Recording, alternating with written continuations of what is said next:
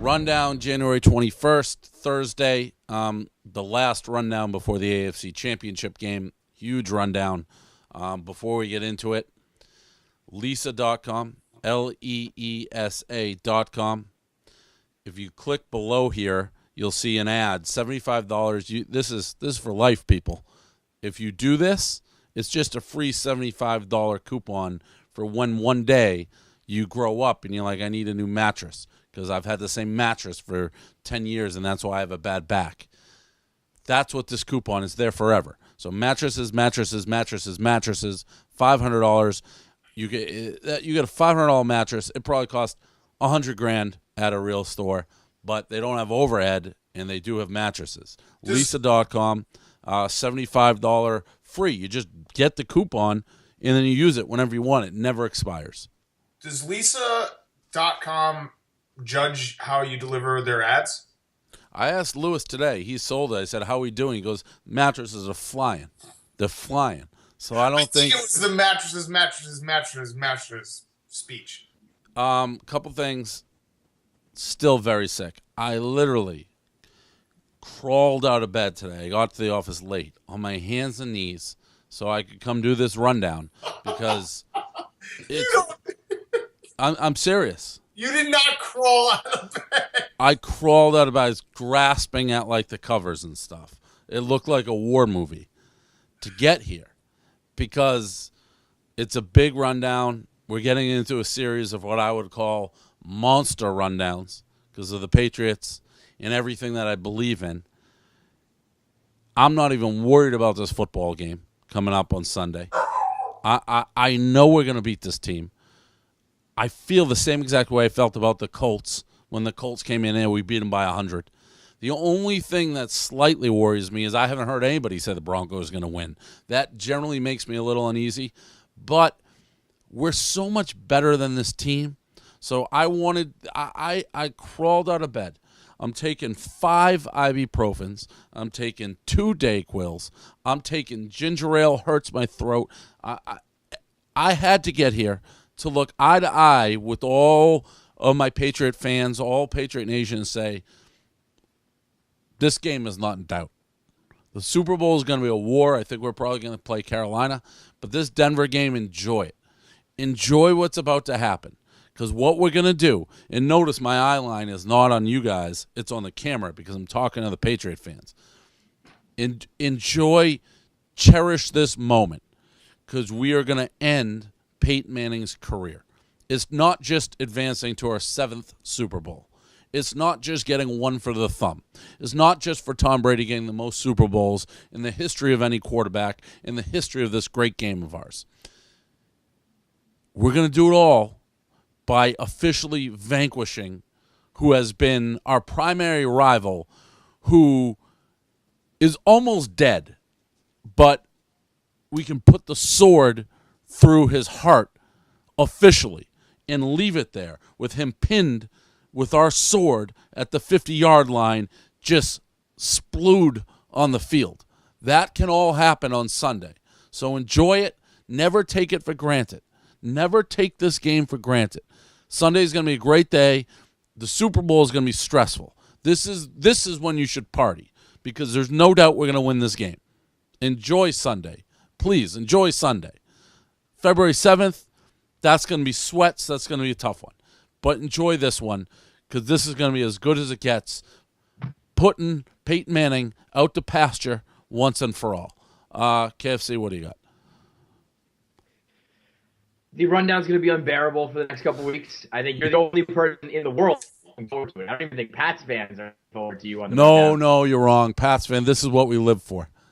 No, you and like that kid from the video are going to be sitting there like watching them on repeat, and like that's it. I'm so thrilled, by the way, that kid on the video, bring him up, Hank, here, the one who gave that interview. I've never been less worried about a football game.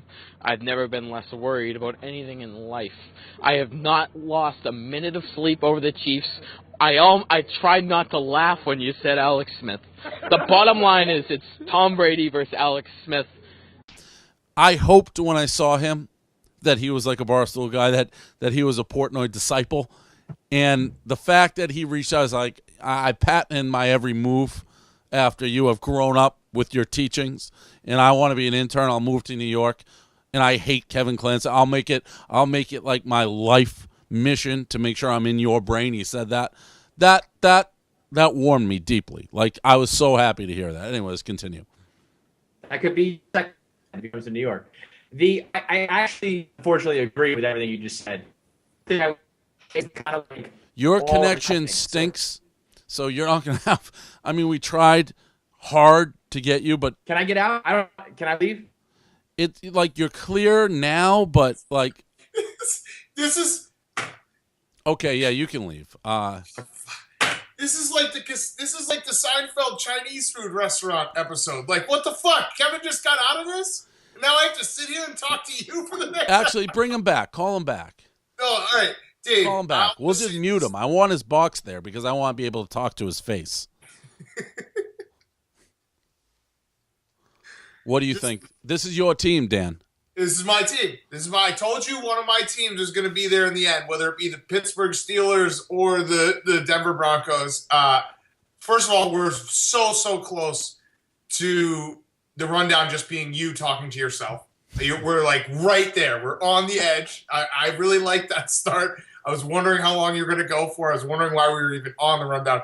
Kevin, he wants you to mute yourself just so you can talk to if you can talk, I'd want a contributor, but if your voice can't come through, which is of no fault my own, I like to look at your loser face when I go on my rants. It motivates me, gives me more juice. Having you not there.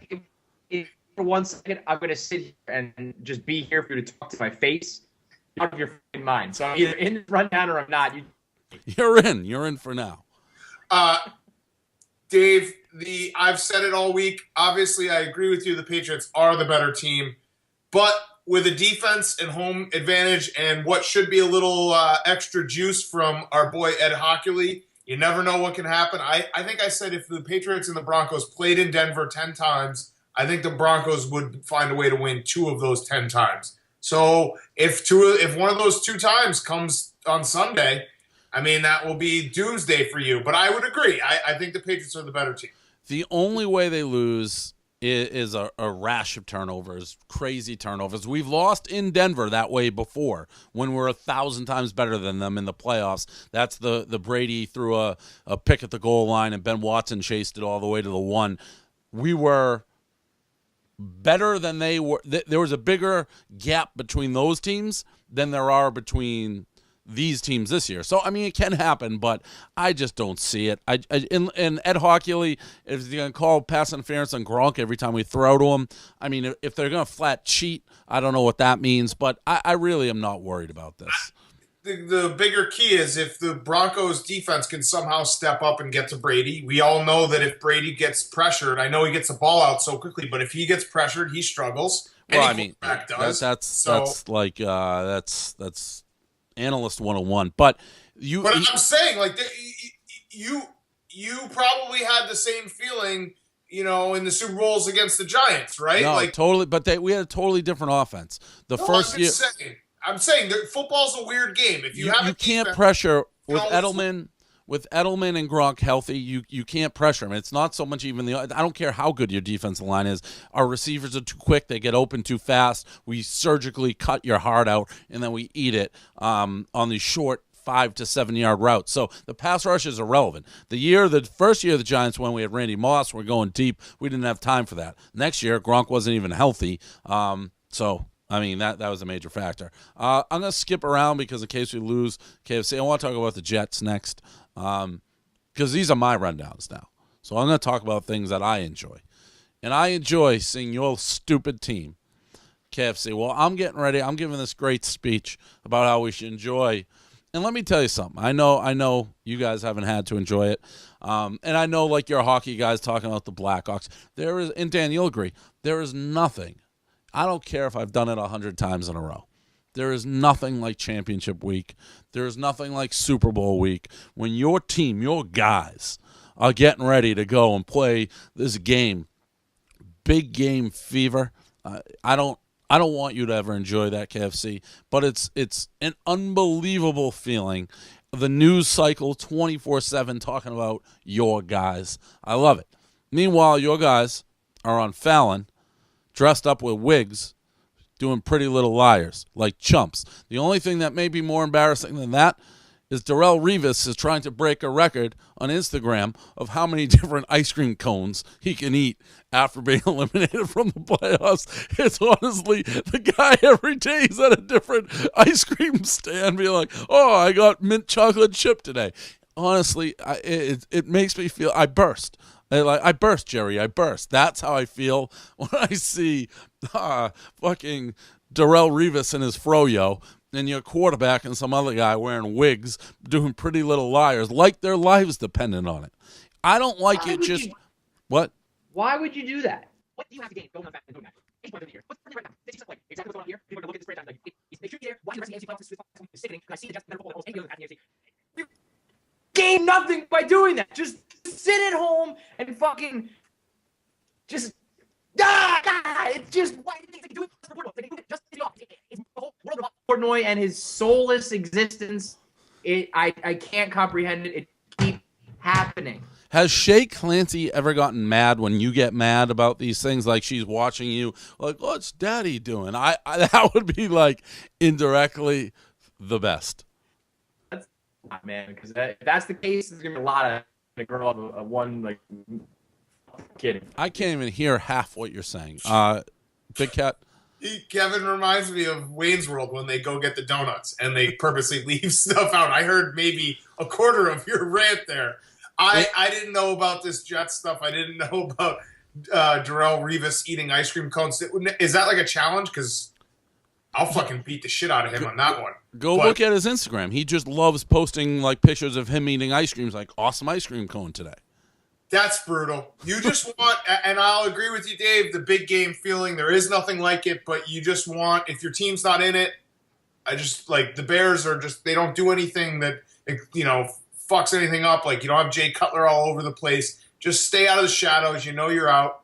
Forget about it. Except Lance Briggs, former Bear, keeps crashing his car and running, but that's a whole different story. This Panthers rap song, I asked, I think, 2 weeks ago, I said, I wonder what it's going to be like to be at the Super Bowl with Carolina people. Like, what are they like? What type of people? Because, again, I know you guys probably don't have a lot of experience with it, but who you play in the Super Bowl, this will be our 7th in, like, 8 years. Who you play in the Super Bowl defines a lot of Super Bowl week, the type of people. When we played Philly, it was the worst. Philly's trash. You play Green Bay, they're nice people. Carolina, this is what you're going to get. Like, we're going to have the RV there. It's probably going to be the Barstool RV and all Carolina RVs. You have guys like this singing that song. This guy was electric. I actually really like him. Carolina Panthers with sharp teeth and claws. We growl to win this game. We call pro football. I don't know if I can bring myself to hate a guy like that. Underrated, that cat sound he made. I was trying to make it on the car ride over. And just everyone knows they play that, right? Like at the stadium, like when they get a first down and shit. So pretty impressive stuff. He also has a nice song called Coffee Lover. Big Cat? The cat sound, that's his moneymaker. He could go to the top with that cat sound.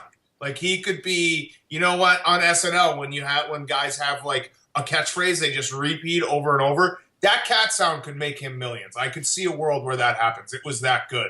I always just laugh when I see these videos. I would love to see like a wide shot of him just standing in his driveway on a random Tuesday afternoon in his suburb doing cat sounds and it probably took him a few takes to get that rap down perfectly because his flow, it was nice. It was real nice. The background beat sounds like one of those old like electric like keyboard things where you could just play something and it would go like... you play like tune number 3 and you just... Right, and it goes forever. KFC, I don't know if we'll be able to get your take on this. I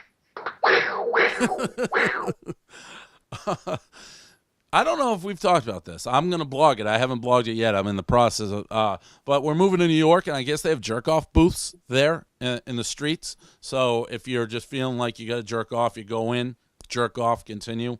Have we talked about this? Like, this is like a real thing.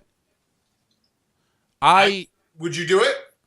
If you told me it's guaranteed to be sanitary. Like if I could go look up who cleaned it and make sure it's clean, absolutely. There's nothing better than like jerking off. You can concentrate, get back to the shit at hand. Like sometimes jerk off, or if you have to jerk off, beat off, that'll stick in your brain. Like it's hard to like get you. It's like, oh man. So just to get it out of the way, I understand the whole lot. Every time we talk about these subjects, you guys make faces like I'm grossing you out.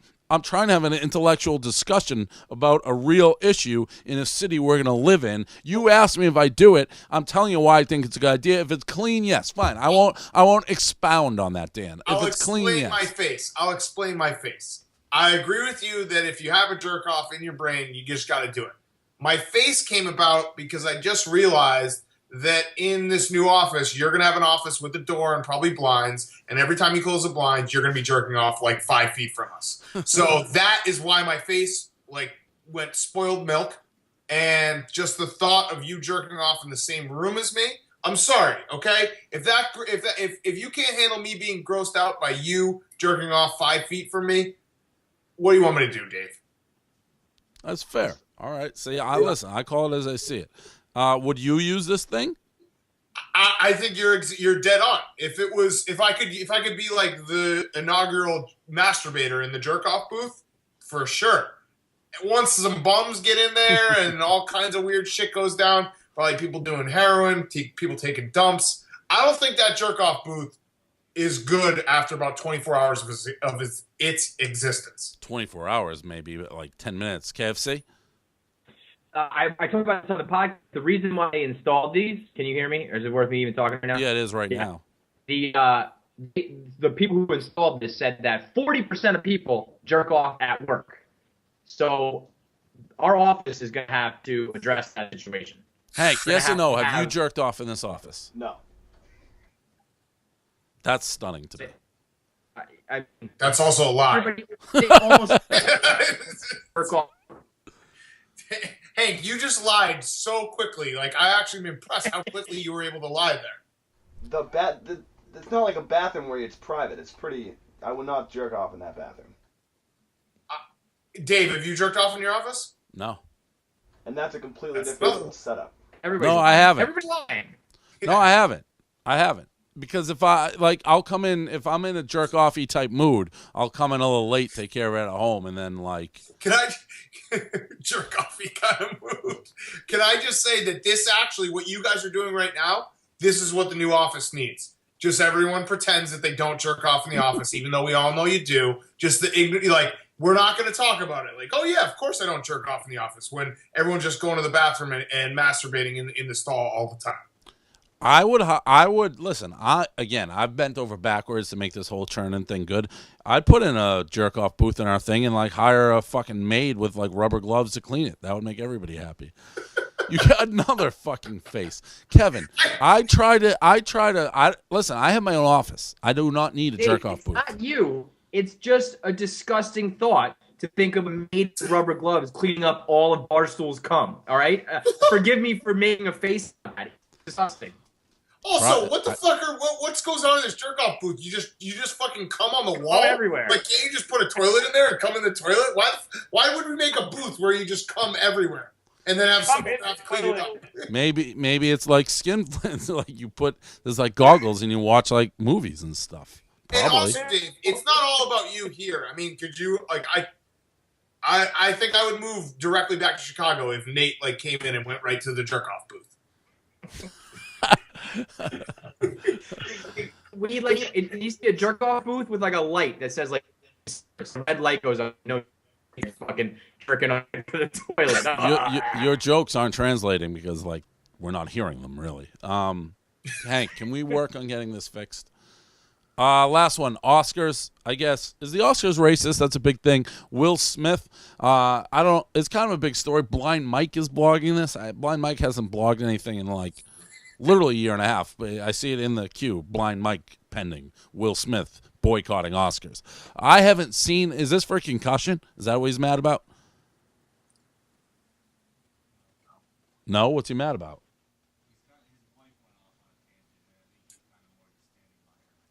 I don't think the Oscars are racist anymore. I think maybe they were. You just gave me a look. I don't think there's nearly as many black people in movies, so the pool is like thinner to begin with. You can say there should be more black movies, but I can't think of anyone who's getting snubbed recently. I feel like every time there's a black person at the Oscars, it's fucking it's Prince party like it's 1999 when they win something. It's like people go, what? When a black person wins an Oscar, it's like the biggest thing. People are standing there crying. It's crazy.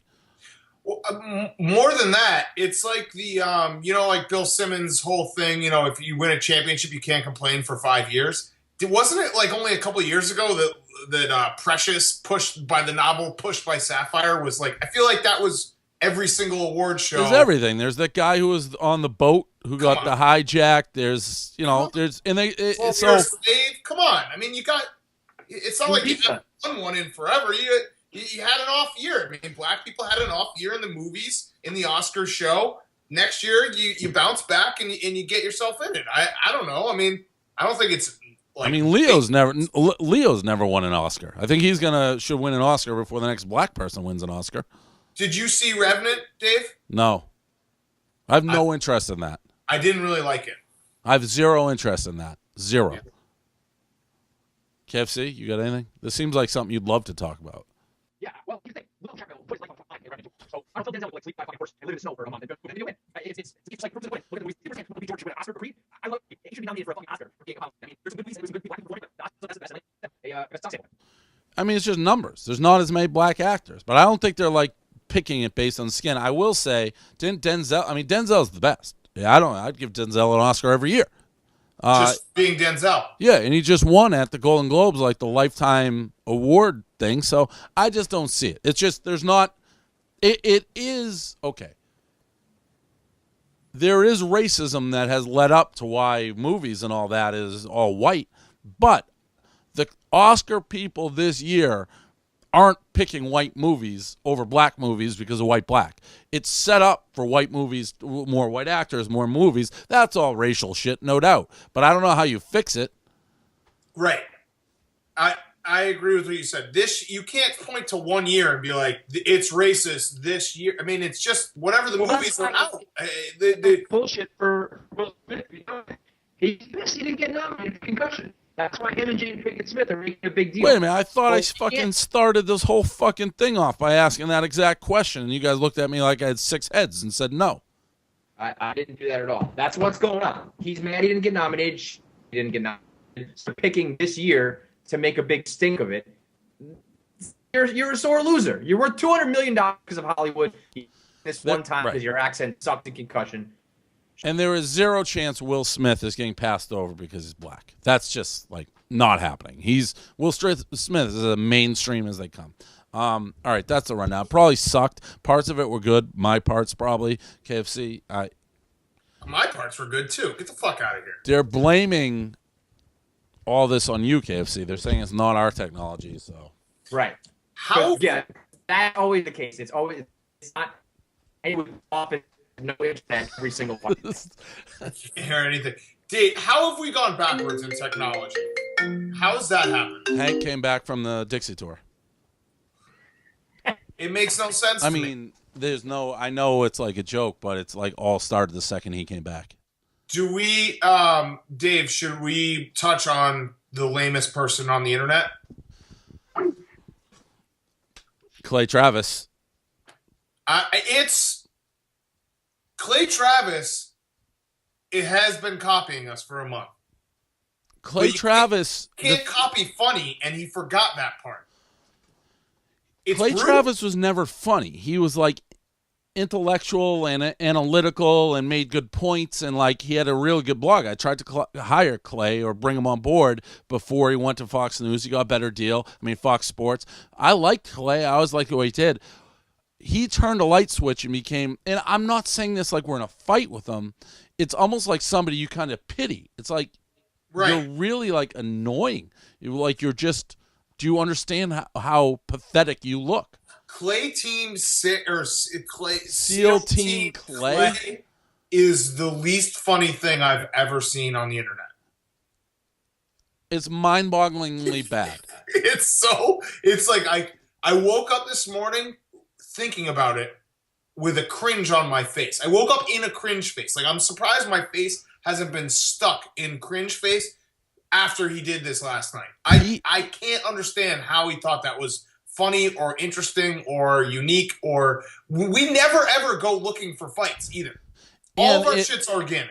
It's like right after that whole we weaponize the media thing, the social media. It's like, well, I'm gonna like purposely, aggressively try to do it with SEAL Team Clay. That it literally is embarrassing. Like, I'm embarrassed for, like you said, it's like cringeworthy. Right. And I just want to say this: I don't appreciate. I'm fine with me saying that you've lost your fastball because you have. I'm fine with Stooley saying you've lost your fastball. They have that right.